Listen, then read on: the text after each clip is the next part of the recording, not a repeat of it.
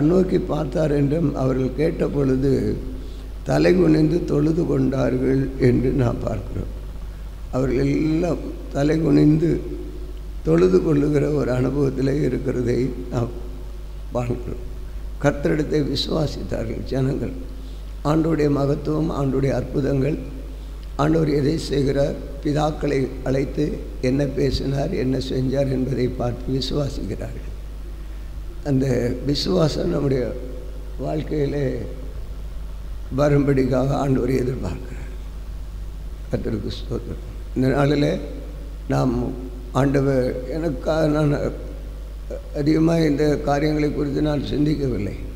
காலையில் தான் ஆண்டவர் ஜெபித்து கொண்டிருக்கும் பொழுது இந்த வார்த்தையை கொடுக்கிறார் இதை குறித்து என்று சொல்லி. ஆகவே நாம் ஆண்டவரை நாம் விசுவாசிப்போம். இந்த மாதத்தில் இந்த நாளுக்கு ஒரு எச்சரிப்புகளை ஆண்டவர் நமக்கு தருகிறார். சில வசனங்களை வேகமாக வாசித்து எல்லாவற்றையும் நான் பார்க்கும் பொழுது இதெல்லாம் நம்முடைய வாழ்க்கையில் நடக்கிற ஒரு காரியம். 1 நாளாகமத்தின் புத்தகம் 5ஆம் அதிகாரம் 1ஆம் வசனத்தில் பார்த்தீங்கன்னு சொன்னால் இந்த சில எச்சரிப்புகள் இதெல்லாம் நம்முடைய வாழ்க்கையில் நடக்கும். ரூபன் இஸ்ரவேலுக்கு முதல் பிறந்த சிரேஷ்ட புத்திரன். ஆனாலும் அவன் தன் தகப்பனுடைய மஞ்சத்தை தீட்டுப்படுத்தினபடியினால் கோத்திரத்து அட்டவணையிலே அவன் முதற் பிறந்தவனாக எண்ணப்படாமல் அவனுடைய சிரேஷ்ட புத்திர சுதந்திரம் இஸ்ரவேலின் குமாரனாகி யோசேப்பின் குமாருக்கு கொடுக்கப்பட்டது. பிறந்த பிள்ளை சரியாக நடக்கலை, அவன் செஞ்ச தவறு பண்ணிட்டான். அதனால் அது கோத்திர பிதாக்களுக்கு போயிருக்கிறது. நம்ம எந்த சூழ்நிலையிலும் நினைக்கும் பொழுது சரியான வழியில் போகணும் அப்படின்றத பின்பற்றணும். கடந்த நாளில் காலையில் இன்னொரு காரியத்தை கூட நான் கொண்டு வரேன். நீதிமொழிகளின் புத்தகம் 5ஆம் அதிகாரம் 1ஆம் வசனத்தை எடுத்துக்கொள்ளும் பொழுது நீதிமொழிகள் 5:1 அதில் நீங்கள் பார்த்தீங்கன்னு சொன்னால், என் மகனே என் ஞானத்தை கவனித்து என் புத்திக்கு உன் செவியை சாய். ஞானத்தை கவனித்து புத்திக்கு உன் செவியை சாய். உன் மனசுக்கு நீ போயிடாத, உன் விருப்பம். இன்றைக்கி அனைவருடைய வாழ்க்கையில் அவங்க அந்த ஜென்மஸ்தம் விட மாட்டேங்குது. நானும் நேற்றைய வரைக்கும் கூட பார்த்தேன், சிலருடைய ஆக்டிவிட்டியை நல்லா பார்க்க முடியுது. அந்த இதை கர்த்தருடைய வார்த்தைக்கு கீழ்ப்படிஞ்சு அதை செய்கிறதுக்கு வர மாட்டேங்குது. நீங்கள் உங்கள் மனைவிட்ட பண்ணிக்கலாம், உங்கள் கணவன்கிட்ட பண்ணலாம், உங்கள் பிள்ளைகள்கிட்ட, ஆண்டவர்கிட்ட பண்ணக்கூடாது. அது தெரிஞ்சுக்கிட்டுங்க. கர்த்தருக்கு ஸ்தோத்திரம். ஞானமாக பிஹேவ் பண்ணுறது அவசியம் அப்படின்றத ஆண்டவர் நமக்கு இதை ஆரம்பமே சுட்டி காட்டுறார். அதே போல் நீதிமொழி பிரசங்கின் புத்தகம் 5ஆம் அதிகாரம் 1ஆம் வசனத்தில், நீ தேவாலயத்துக்கு போகும்போது உன் நடையை காத்துக்கொள்.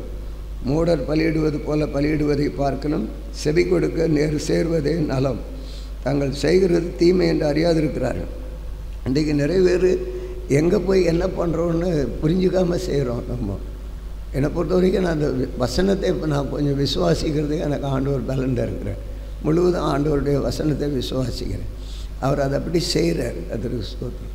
ஆகவே நம்ம அதை என்ன செய்கிறோன்ட்டு மூடனை போல இல்லாதபடி இந்த நாட்களில் இந்த புதிய மாதத்திலிருந்து அவனுடைய வார்த்தைக்கு கீழ்ப்படிந்து உண்மையாக இருந்து முழுவதும் வேத வசனம் என்ன சொல்லுதோ அதன்படி நாம் நடக்கும் பொழுது ஆண்டவர் நமக்கு நன்மை செய்வார். கர்த்தருக்கு நன்றி. அதில் ஆமோஸ் தீர்க்கதரிசியின் புஸ்தகத்தில் கூட ஒரு எச்சரிப்பு கொடுக்குறார். ஆமோஸ் விதமாக எச்சரிப்பு கொடுத்து அந்த பகுதியிலே அந்த இஸ்ரவேல் ஜனங்களுக்கு அவர் பேசுகிறதை பார்க்கிறோம். 5ஆம் அதிகாரம் 1ஆம் வசனத்தில், இஸ்ரவேல் வம்சத்தாரே, உங்களை குறித்து நாம் புலம்பி சொல்லும் இந்த வசனத்தை கேளுங்கள். இஸ்ரவேல் என்ன கன்னிகை விழுந்தாள், அவள் இனி ஒருபோது எழுந்திருக்க மாட்டாள். தன் தேசத்தில் விழுந்து கிடக்கிறாள், அவளை எடுப்பாரில்லை. விழுந்தாள் என்று சொல்லப்பட்டிருக்கு. ஆனால் நம்முடைய ஆண்டவர், நாம் அவரை நாம் பற்றி கொண்டிருக்கும் பொழுது ஆண்டவர் அதிலிருந்து நம்மை மீட்பு தருவார். ஸோ ஒரு ஆலோசனையாக நாம் எடுத்துக்கொள்ளும் பொழுது இது ஒரு எச்சரிப்பு. வருகிற நாட்களில் இந்த காலங்களில் இருக்கிற ஒரு சூழ்நிலை, ஒரு ஆலோசனை ஆண்டவர் ஒரு வார்த்தையை கொடுத்த அதை நான் பார்க்கலாம். கலாத்தியர்கள் நிருபம் 5ஆம் அதிகாரம் இதில் ஒரு என்னுடைய வாழ்க்கையில் ஆண்டவர் கொடுக்கறது, அது நான் சபைக்கு கொடுக்குறேன், அவ்வளோதான். அதை நீங்கள் ஏற்றுக்கிட்டால் நீங்கள் ஏற்றுக்கொள்ளலாம், அது உங்களுடைய மன விருப்பத்தின்படி நீங்கள் எடுத்துக்கொள்ளலாம். 5:1 கலாத்தியர் 5:1 ஆனபடியினால் நீங்கள் மறுபடியும் அடிமைத்தனத்தின் நுகத்துக்கு உட்படாமல் கிறிஸ்து நமக்கு உண்டாக்குன சுவாதீன நிலைமையில் நிலைத்து கொண்டிருங்கள். சுவாதீன இதில் நம்ம நிலைத்து கொண்டிருப்போம். இன்னும் அடிமைத்தனத்தில் விழாதபடி இருக்க ஆண்டவர் நம்ம ஒரு ஆலோசனையாக கூறுறார். கர்த்தருக்கு ஸ்தோத்திரம் உண்டாவதாக. அதோடு மாத்திரமல்ல, எபிரேயர் 12ஆம் அதிகாரம் 1ஆம் வசனத்தில் விசுவாசத்தை துவங்குகிறவரும் முடிக்கிறவரும் நம்முடைய ஆண்டவராகிய இயேசு கிறிஸ்து. ஆகவே தான் ஆண்டவர் மேலே நம்ம நம்பிக்கை வைத்து அவரையே சார்ந்து இருக்கும் பொழுது நமக்கு ஒரு எல்லாவற்றுக்குமே நன்மை உண்டாகும். ஆகையால் மேகம் போன்ற இத்தனை திரளான சாட்சிகள் நம்மை சூழ்ந்து கொண்டிருக்க, பாரமான யாவற்றையும் நம்மை சுற்றி நெருங்கி நிற்கிற பாவத்தையும் தள்ளிவிட்டு விசுவாசத்தை துவங்குகிறவரும் முடிக்கிறவருமாயிருக்கிற இயேசுவை நோக்கி நமக்கு நியமித்திருக்கிற ஓட்டத்தில் பொறுமையோடு ஓடக்கடவோம். இந்த வார்த்தையை நான் சிந்திக்கும் பொழுது கடந்த நாளிலே பார்க்கும்போது இந்த பிபிஎஸ் உடைய காரியத்தில் கொஞ்சம் அப்படியே இருக்கும். நான் நோட் பண்ணி வச்சுருக்கிறேன் ஒவ்வொரு நாளுடைய வசனம். சில அந்த எல்லாமே நல்லா தான் இருந்தது. இருந்தாலும் ஆண்டு கொஞ்சம் ஒரு படபடப்பாக சரி இருக்கும். என்ன பண்ணுறது, இது பண்ண முடியல, அது பண்ண முடியல, அது இல்லை இது இல்லைன்னு சொல்லும் பொழுது பொறுமையாக இரு அப்படின்ட்டார் ஆண்டு. பொறுமையாக இருந்தேன். நானும் சரி மோஸ்ட்லி ரொம்ப தீவிரமாக இது இல்லாமல் செய்கிறத செஞ்சுட்டு இருந்தாலும் அப்படியே சரி ஓகே கொஞ்சம் நிதானத்தை கவனிக்க ஆண்டவர் பல முறை எனக்கு சொல்கிற ஒரு காரியம் இது தான். நீ பொறுமையை கைக்கொள், அப்ஃபர்ஸ் நீ பொறுமையை அணிந்து கொள் அப்படின்வார். ஆனால் நான் கொஞ்சம் அவசரப்படுறதுனால தான் சில வேலை அப்படின்ட்டு. ஆனால் சத்தியத்துக்கு மாத்திரம் பேசுகிறதுக்கு பொறுமையே இல்லை. எச்சரிப்பு சொல்லிடுறேன், நீ தைரியமாக பேசு அப்படின்னு. இந்த பிபிஎஸ்சில் அந்த பொறுமையை கையாண்டதுனால கொஞ்சம் அப்படி நிதானம். ஆனாலும் சொல்ல வேண்டிய இடத்துல சொல்ல வேண்டிய காரியத்தை ஆண்டவர் சொல்லும் பொழுது ஆண்டவர் அதை செயல்பட கிரியை செய்தார். கர்த்தருக்கு ஸ்தோத்திரம். ஒரு பெரிய மகிமையை காண முடிந்தது. ஆகவே நாம் இந்த நாட்களில் நமக்குள்ள அந்த துவங்குகிறவரும் முடிக்கிறவருமாகிய இயேசு கிறிஸ்துவை நாம் முன்பாக வைத்து நாம் தொடர்ந்து விசுவாசத்திலே நாம் செயல்படும் பொழுது தேவன் நம்மை வல்லமையாக நடத்துவார். நமக்குள்ளே சில காரியத்தில் என்னை பொறுத்த வரைக்கும் நீங்கள் ஒன்று தெரிஞ்சுக்கிடுங்க. இந்த மாத முதல் நாளிலே உங்களுக்கு சொல்கிறேன். ஆண்டவராக இயேசு கிறிஸ்து சொன்னது போல் ஆபிரகாம் விசுவாசித்தார். முன்னாடி நம்ம பார்த்தோம் ஆபிரகாம் கீழ்ப்படிந்தார் அப்படின்னு உண்மை இருந்தது. அதே போல் இப்போ விசுவாசிக்கிறார். அதே போல் மோசையும் ஆண்டவர் சொல்லும் முதல்ல திக்குவாய மந்தனா உள்ளவேன்னு சொன்னார். மோசை ஆண்டவருக்கு தேவை. சாக்கு போக்கு சொன்னாலும் உனக்கு நான் ஆரோனை தரேன்னு சொல்லிவிட்டு அவன் வீட்டில் இன்னும் ஒரு நபரை கூட கொடுத்து ஆண்டவர் தெரிந்து கொண்டார். இதுதான் ஆண்டவருடைய ஒரு வழி. கர்த்தருக்கு ஸ்தோத்திரம். அந்த சந்ததி ஆபிரகாம் சந்ததியிலிருந்தே ஈசாக் எடுக்கிறார், கோத்திர பிதாக்களாக கொண்டு வர்றார். முற்பிதாக்கள்லேருந்து அடுத்து கோத்திர பிதாக்களாக கொண்டு வர்றார். தேவன் செய்வார். அவர் விரும்புகிற காரியத்தை செய்து முடிக்கிறவர். நாமே அர்ப்பணிக்கிற ஒரு அவசியமாக இருக்கிறதையும் நாம் பார்க்கிறோம். ஸோ இந்த காரியங்களை நாம் தொடர்ந்து ஆண்டவரிடத்தில் நாம் பற்றுதலாக இருந்து விசுவாசத்தோடு தேவனை நாம் சார்ந்திருக்கும் பொழுது சகலத்தையும் செய்வார். நானும் எனக்கெல்லாம் இப்போ அதிகமாக இப்போ சொல்லும் பொழுது யாரை குறித்தும் இப்போ பயப்பதே இல்லை. முடிஞ்ச வரையிலும் இருக்கிற பலத்தோடு நம்ம நினைப்போம். உங்களை போல தான் நானும் ஒரு மாம்சத்தில் இருக்கிறவன் தான். ஆனால் தேவன் நடத்துகிற விதம் யாராவது சொன்ன உடனே செஞ்சாங்கன்னா உடனே ஆண்டவர் அற்புதங்களை செய்கிறார். அவங்க அம்மா அப்படின்னு சொன்னாங்கன்னா கிடைக்க மாட்டேன்னுது. ஒரு மாதிரி இந்த பிபிஎஸ்சில் நான் பார்த்தேன். சிலர் பலவீனமாக வந்து நிற்பாங்க, அப்படி கொதிச்சுட்டு இருக்கும் ஜுரம். அதுங்க அதனுடைய எப்பவுமே தேவ சமூகத்தில் கடவுள் மேலே ஒரு பட்டுதல் இருக்கணும், விசுவாசிக்கணும். அந்த குடும்பத்தில் உள்ள அந்த சுபாவங்களெல்லாம் நம்ம வெளிப்பட காட்டக்கூடாது. எனக்கு ஆச்சரியமாக அந்த பிள்ளை வந்து நிற்குது, எல்லாரோடையும் முன்னாடி வந்து நிற்கிறாங்க. பார்த்தா ஜோரம்ன்றாங்க. சரி அப்போ அப்படின்னு அந்த வாயிலேருந்து பொய்யும் வரக்கூடாது, உண்மையாக இருக்கணும்.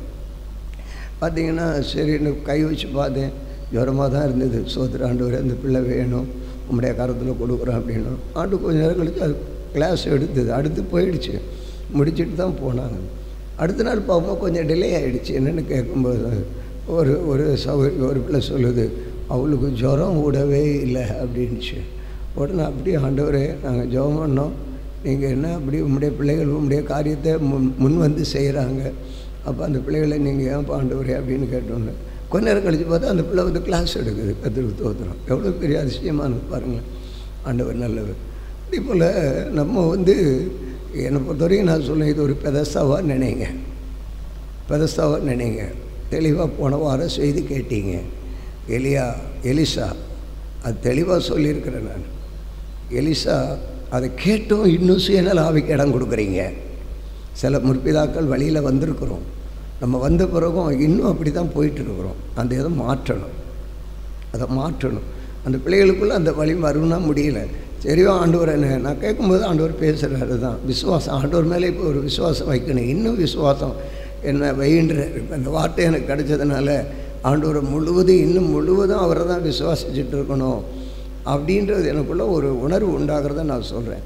எப்படின்னா அவர் பார்க்கும் பொழுது முழுவதுமே ஆண்டவர் மேலே தான் அவர் இருக்கிறார், வேறு மருத்துவரை பற்றியே இல்லை. பாருங்க, எலிசா 2 ராஜாக்கள் 4ஆம் அதிகாரம் 27ஆம் வசனத்தில் அந்த பிள்ளை மரித்த உடனே எங்கே தூக்கிட்டு போனாங்க? ஆஸ்பத்திரி தான் கொண்டு போனாங்க. அப்படி தானே? நீ இவ்வளவு தூரம் பிரசங்கம் கேட்டோம், உன் வாழ்க்கையில் என்ன இருக்குது? கர்த்தர் சொல்கிறாரு, காலையில் பேசுகிறாரு ஜெபம் பண்ணும்போது. அவன் குடும்பத்தில் முறுமுறுத்துட்டு ஒரு நபர் இருக்கிறாங்கன்னா நீ வந்த உடனே உங்களை நாங்கள் என்கரேஜ் அப்படி தூக்கிட்டு நிற்க வைக்க முடியாது. ஒரு காரியத்தை உணர்த்தினார் காலையில். நீ அப்படி இப்படி அவங்களோட ரொம்ப மனம் முகந்து பேசலை அப்படின்ற அந்த முறுமுறுப்புனால இந்த பக்கம் அதாவது எப்படி எனக்கு சொல்கிறதுக்குன்னே தெரியலைங்க. இதெல்லாம் சில்லி மேட்ரு. இதெல்லாம் பேசும்பொழுது நம்முடைய சுபாவம், அந்த எபூசியர், எம்மூரியர், கிற்காய்சியர் எல்லாம் உள்ளே இருக்கிறான், இருந்து தான் இதெல்லாம் பண்ணுறான். இப்போ ஒரு பிள்ளை ஒரு பலவீனப்படுது, ஒரு மனைவி ஒரு பலவீனப்படுது, கணவர் என்ன யாரோ செய்த கிரியைகள் உடனே ஆண்டவர் இம்மீடியட் உடனே டச் பண்ணுறார், உணர்வுடைய செய்கிறார். உணர்வடையணும்.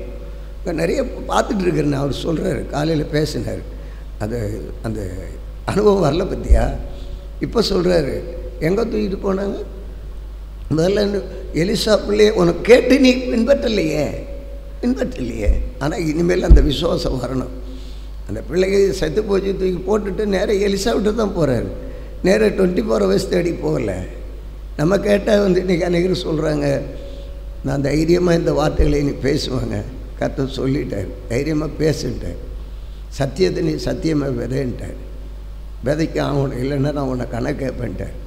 முகதாட்சணியை பார்க்காத, என்ன உனக்கு நான் கொடுக்குறேன்னு அதை செய்யின்ட்டார். ஊழியத்தில் நீ செய் அப்படின்ட்டார். திடீர்னு பார்த்தா 3 மணிக்கு எழுப்பி எச்சரிப்பு மெசேஜ் அனுப்பி விட்டுடுறேன். பார்த்தா நேற்றுக்கு முந்தா நாளுக்கு ஒரு எச்சரிப்பு மெசேஜ் போட்டேன், சுகபோக வாழ்வில் வாழ்ந்துட்டு இருக்கிறீங்க அப்படின்னு நீ இதை எல்லாருக்கும் அனுப்பு அப்படின்னு போட்டு விட்டேன்.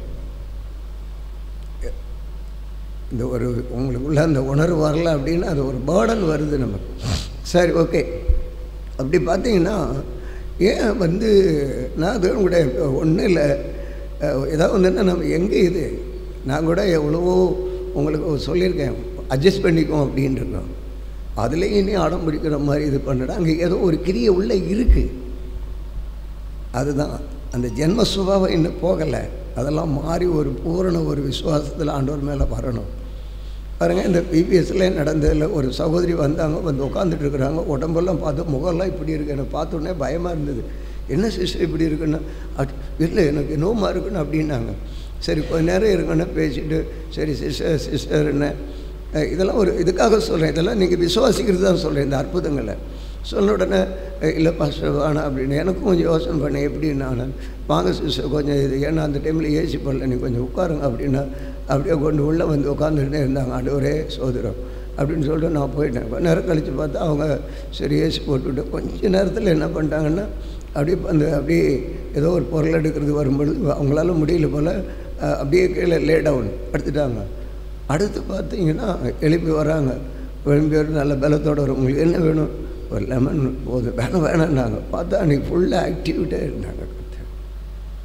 ஒரே வார்த்தையில் கீழ்ப்படிஞ்சு அதை விசுவாசி ஆண்டவர் செய்வார். நேற்றுகள் இதெல்லாம் எனக்கு எப்படின்னு தெரியல. அந்த கிரியை காலையில் சொல்லிட்டாரு. அவங்கள நீ வரவங்களே எல்லாரையும் நான் இங்கே உட்காந்துட்டு வா தம்பி இப்பெல்லாம் வந்தியா அப்படின்னு நான் கேட்க முடியுமா? மை கான்சன்ட்ரேஷன் அது தெரிஞ்சுக்க வர நாட்களில் கூட இருக்கிற தேவ பிள்ளைகள் அந்த பண்ணினால நல்லா இருந்த பிள்ளைக்கு பாதிப்பு வந்தது. காலைல பேசுகிறார் ஆண்டவர். எனக்கு எவ்வளோ காரியம் இருக்குது, எவ்வளோ இருக்குது. அதனால் இருக்கட்டும், அந்த நல்ல ஒரு விசுவாசம் எங்கள் ஆண்டவர் மேலே. இன்னொரு பிள்ளை பார்த்தா அங்கே உட்காந்துட்டு இருக்கு. பாஸ்டர் வாந்தி வந்துட்டு போய் ஒரு சின்ன ஜெபம் பண்ணிவிட்டு அந்த பிள்ளைக்கு ஒரு சின்ன காப்பி போட்டு கொடுத்து, அது யாரும் இங்கே தான் இருக்குது, நம்ம கெடுக்கிறோம் பிள்ளைகளை. அந்த பிள்ளை ஐயோ என் பிள்ளை ஒன்றும் செய்யாது, நான் போயிடும் அப்படின்னு ஒன்று நினைக்கிறேன். அந்த பிள்ளை பாட்டி உட்காந்துட்டு இருந்தது. கர்த்தர் அந்த பிள்ளையை விட்டு பார்க்குறார். நீ தேவ சமூகத்தில் வந்தால் விட்டு பார்ப்பார். அந்த விசுவாசம் உனக்கு வரணும். இனிமேல் போத்தின்னு படுக்கிறது இல்லை. அப்படி பார்த்தேன், நானும் பார்க்குறேன். அது கேட்டால் அப்படியே உட்காந்துட்டே இருக்குது. திருப்பியும் பார்த்தேன், விட்டேன். திருப்பியும் கிட்ட போனேன். என்ன பண்ணோம், ஒரு சிஸ்டர் சொன்னாங்க, அந்த பிள்ளை வாந்தி எடுக்குது, ஒரு மாதிரி இருக்குது அப்படின்ட்டு. அப்படியா, சரிண்ணா. பார்த்தா அது உண்மையாகவே வாந்தி தான், எல்லாம் எடுத்த மாதிரி தான் இருக்குது.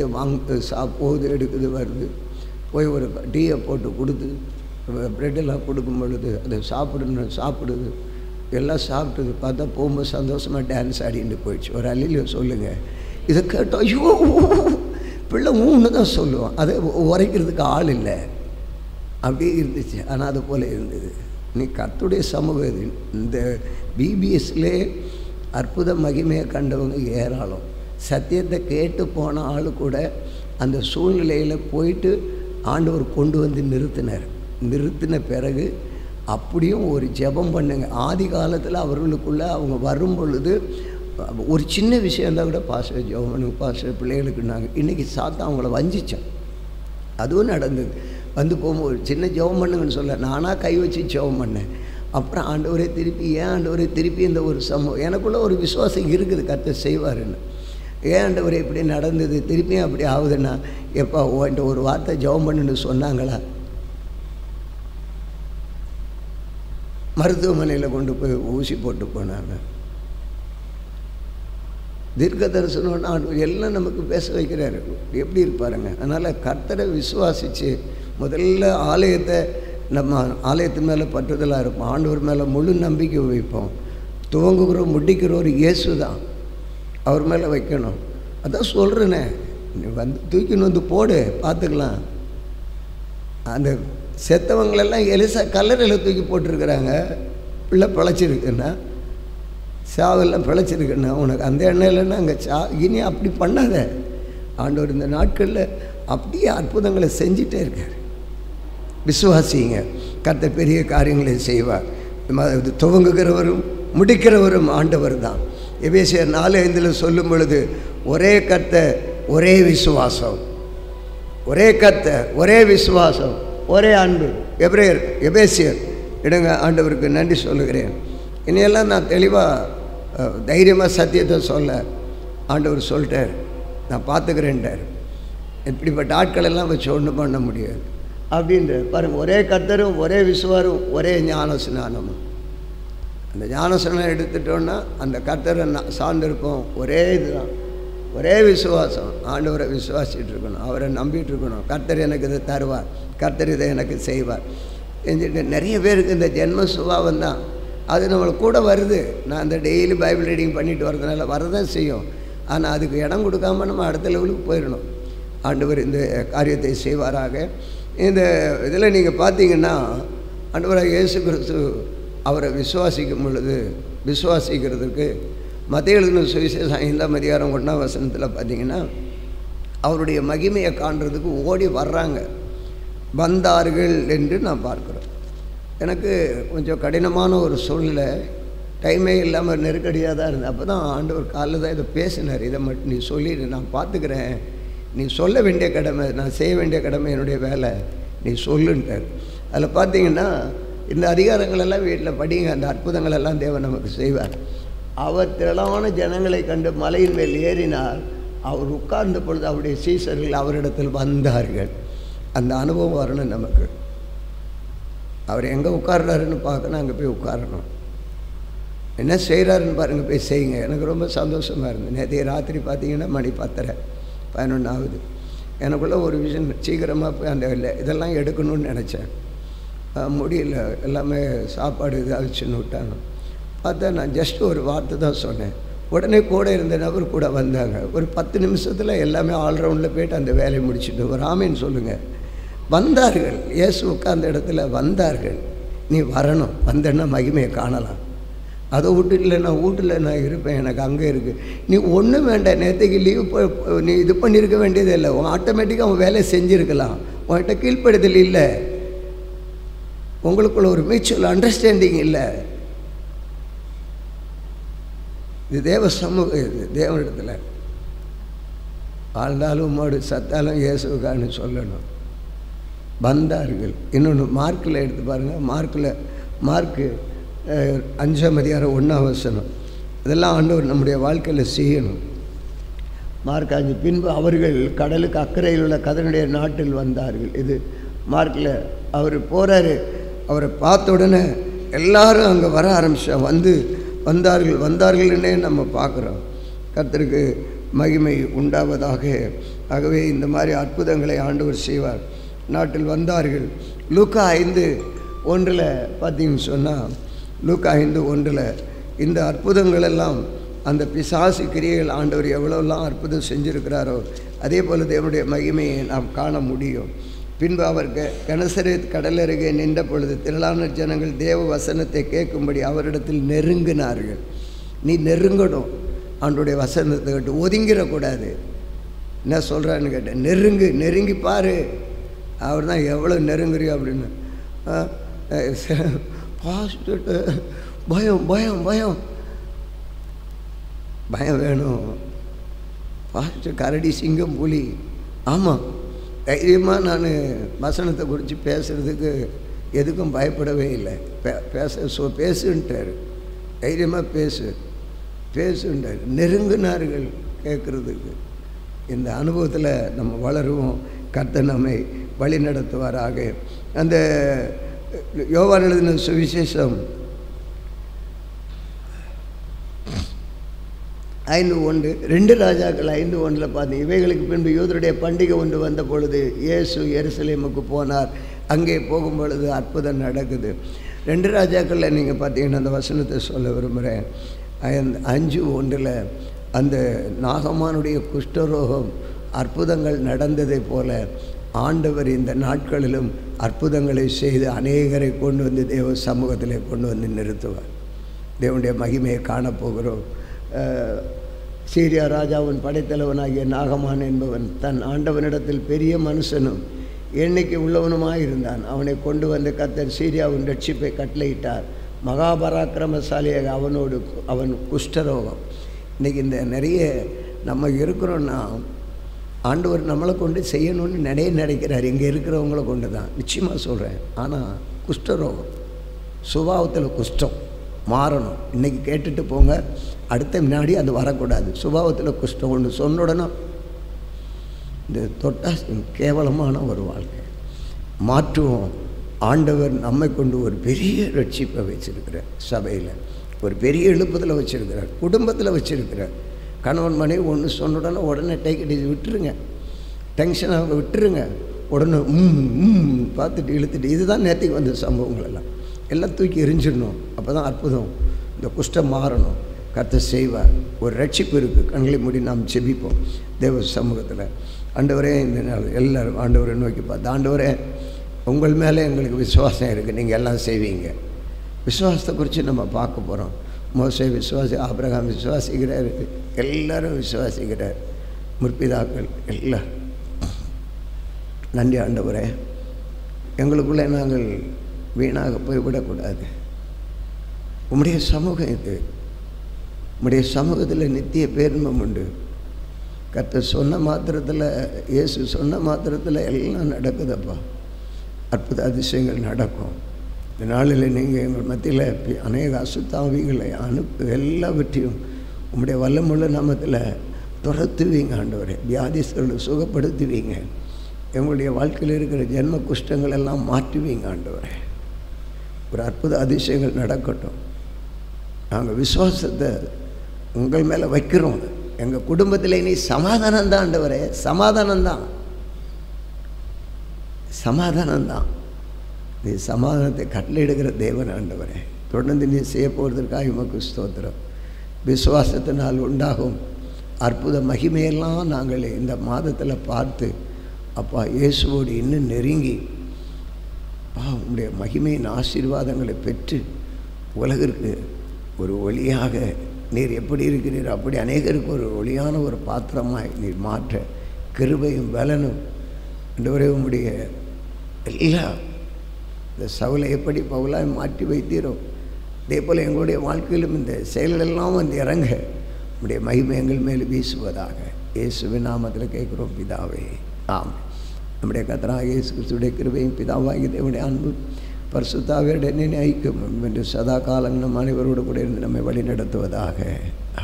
என் ஆத்துமாவே கர்த்தரை ஸ்தோத்திரி, என் முழு உள்ளமே அவருடைய பரிசுத்த நாமத்தை என் ஆத்துமாவே கர்த்தர் செய்த சகல வாரங்களையும் மறவாதே. ஆமென். அல்லேலூயா, அல்லேலூயா, அல்லேலூயா. எல்லாருக்கும் இயேசுவின் நாமத்திலே ஸ்தோத்திரம்.